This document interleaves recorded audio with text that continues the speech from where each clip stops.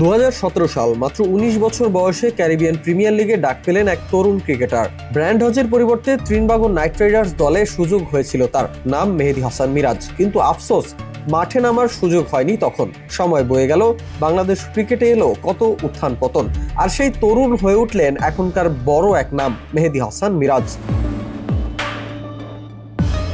2017 থেকে 2025 এই দীর্ঘ সময়ে মিরাজ নিজেকে করে তুলেছেন দলের নির্ভরতার প্রতীক। সবশেষ বিপিএলে হয়েছেন সিজন সেরা খেলোয়াড়। আইসিসির ম্যাচ সেরা ক্রিকেটার হিসেবেও পেয়েছেন স্বীকৃতি। এর মধ্যে পিএসএল এ ডাক পেয়ে আবারও ভক্তদের হৃদয়ে আশা জাগে। তবে টিম কম্বিনেশনের কারণে এক ম্যাচেও মাঠে নামতে পারেননি তিনি। প্রায় 8 বছর পর ফের ডাক এসেছিল বিদেশি ফ্র্যাঞ্চাইজি লিগে। পাকিস্তানের ফ্র্যাঞ্চাইজি লাহোর কালান্দার স্কোয়াডে বিকল্প হিসেবে যোগ করেছিল তাকে। কিন্তু ক্যারিবিয়ান দ্বীপের পর পাকিস্তানেও খুব একটা সুখকর অভিজ্ঞতা হলো না মিরাজের। 8 বছর অপেক্ষা করেও বিদেশি লিগে অভিষেক হলো না বাংলাদেশি অলরাউন্ডারের।